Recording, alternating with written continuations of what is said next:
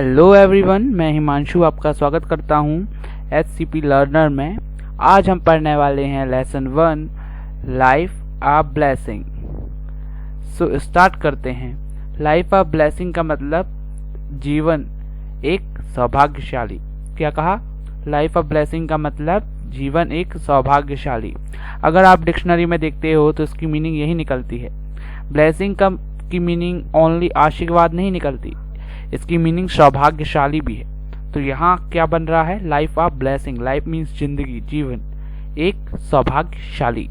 Okay. Once upon a time, एक समय की बात है। A wise man meet a king, एक वाइस मैन एक बुद्धिमान व्यक्ति। वाइस मीन्स बुद्धिमान और मैन मीन्स व्यक्ति। एक बुद्धिमान व्यक्ति मीट अ किंग, एक बुद्धिमान व्यक्ति किससे मिलता है? किंग से। मीट मीन्स मिलना, किससे? किंग से। किंग यानी राजा से। Once upon a time a wise man meet a king, एक बुद्धिमान व्यक्ति किससे मिलता है? किंग से मिलता है। The king challenged the man with a riddle, जो किंग रहता है उसको चैलेंज करता है, चुनौती देता है। किससे? एक रिडल से। रिडल मीन्स पहेली से। He said a small bird is in my hand, वो कहता है एक छोटा पक्षी मेरे हाथ में है। इज इट अलाइव और डेड, क्या यह जीवित है या निर्जीव है? मतलब क्या यह जिंदा है या मर गया है? The vice man paused and looked down, जो वाइस मैन होता है, वाइस मैन यानी बुद्धिमान व्यक्ति। मैं आपको बार बार नहीं बोलूंगा, आपको समझना पड़ेगा। द वाइस मैन यानी एक बुद्धिमान व्यक्ति क्या करता है? पॉज हो जाता है। पॉज यानी रुक जाता है, चुपचाप नीचे देखने लगता है, रुक के और नीचे देखने लगता है। He thought to himself, he thought यानी वह सोचने लगता है। थॉट मीन्स सोचना, खुद में सोचता है, खुद के अंदर से सोचता। मतलब इफ आई से इट इज अलाइव, अगर मैंने कहा कि यह जीवित है, he will close his hand and crush it, वह अपने हाथों को बांधेगा, बंद करके उसको मसल देगा। इफ आई से इट इज डेड, अगर मैंने कहा कि निर्जीव है, मर गया है, so he will open his hand and let it fly away, वह अपने हाथों को खोल देगा और उसको उड़ा देगा। The vice man turned his head up, जो वाइस मैन था उसने अपने हाथों को उठाया, हेड को उठाया, हेड को उठाया। टर्न्ड हिज हेड अप, उसने अपने सर को उठाया। वो पहले नीचे देख रहा था, लुक्ड डाउन, अब उसने अपने हेड को उठाया। And said in a soft yet commanding voice, उसने एक बहुत ही प्यारी आवाज में, कमांडिंग वॉइस में किसको आंसर दिया? राजा को। कमांडिंग वॉइस मतलब हम क्या कह सकते हैं? कमांडिंग वॉइस, कमांडिंग वॉइस मतलब जैसे कि अगर मैं पापा को बोलूंगा कि नहीं पापा ऐसा, मतलब थोड़ी सॉफ्टली, एक पोलाइटली भी मैं बोलूंगा। कमांडिंग वॉइस उसको कहते हैं, कुछ कमांड देना, जैसे कि पापा वो ला देना मेरे लिए, पापा मेरे को ये चाहिए। सो ये कमांडिंग वॉइस है, एक सॉफ्ट येट कमांडिंग वॉइस है। अगर यही चीज मैं अपने भाई को बोलूंगा, ए वो चीज ला देगा तू मेरे लिए, मतलब थोड़ी उसको थोड़ी ऑर्डर दिए टाइप। मगर पापा को क्या बोलूंगा मैं? सॉफ्ट येट वॉइस में। या कोई बड़े को हम क्या बोलते हैं?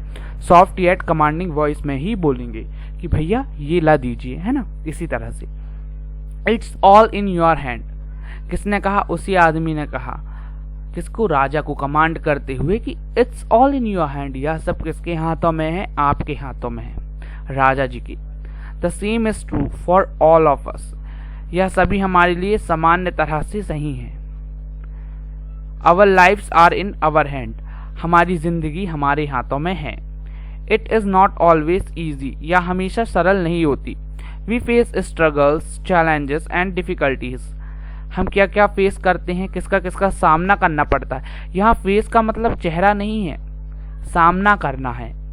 किसका सामना करते हैं? स्ट्रगल्स का, मेहनत का, चैलेंजेस बहुत सी चुनौतियों का, एंड डिफिकल्टीज मुश्किलों का।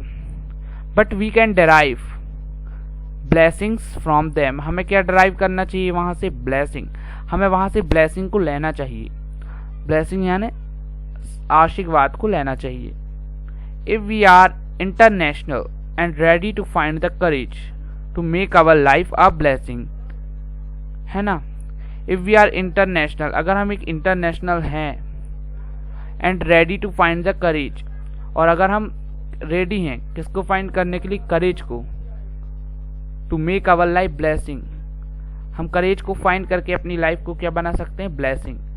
एज डेबी फ्राइडमैन सेड, एक डेबी फ्राइडमैन ने कहा, let us look at the life of Priya Bhargav, Priya Bhargav की जिंदगी को देखो, है ना, उनकी कहानी को देखो। ऑफ नोएडा, वो नोएडा की हैं। हम किसकी कहानी को देखते हैं? प्रिया भार्गव की, जो कि कहाँ की है? नोएडा की है।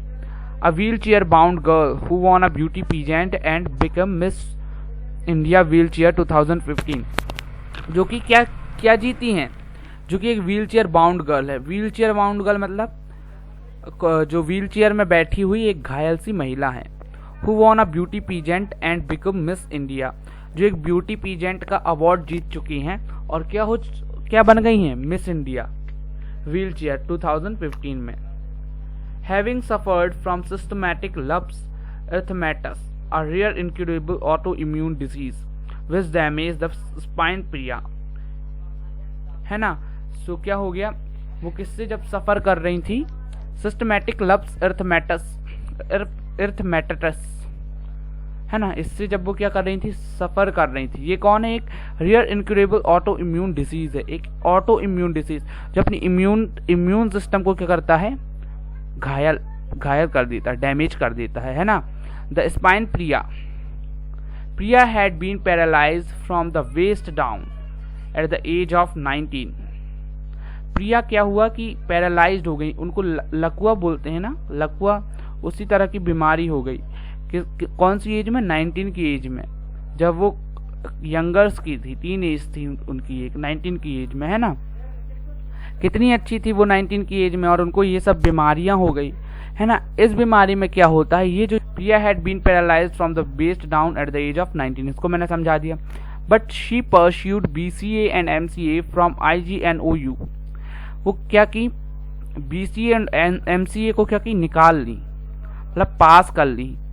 She said becoming a disabled at 19 caused major depression, यानी जब मैं becoming a disabled at 19 caused major depression, 19 की एज में डिसेबल बन जाना, कुछ कर ना पाना, ये क्या डालता है? मेजर डिप्रेशन डालता है, मानसिक तनाव डालता है। But I did not give up, मैंने गिव अप नहीं किया। And fought back to normal ऐसी, और मैं क्या नॉर्मल ऐसी मतलब नॉर्मल लोगों की तरह जिंदगी जीना शुरू कर दी।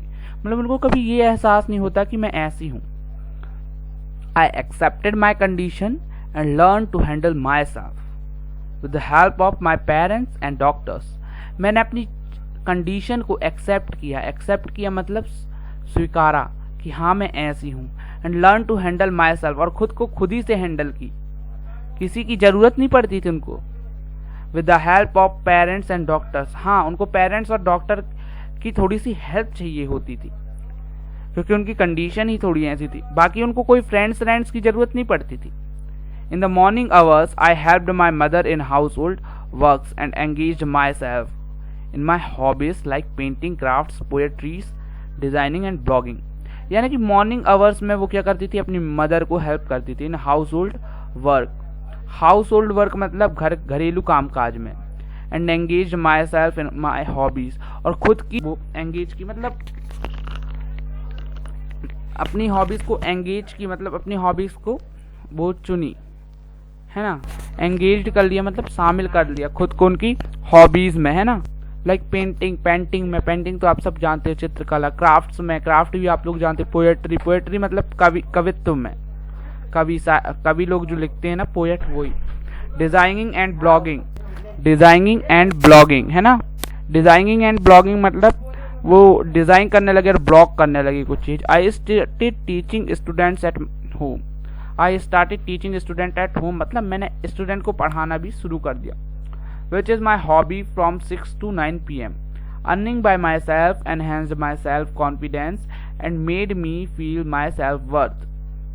यानी earning by myself मतलब खुद से कमाई करना। enhanced my self-confidence, मेरा self-confidence मतलब आत्मविश्वास बढ़ाया। and made me feel my self-worth, और क्या किया?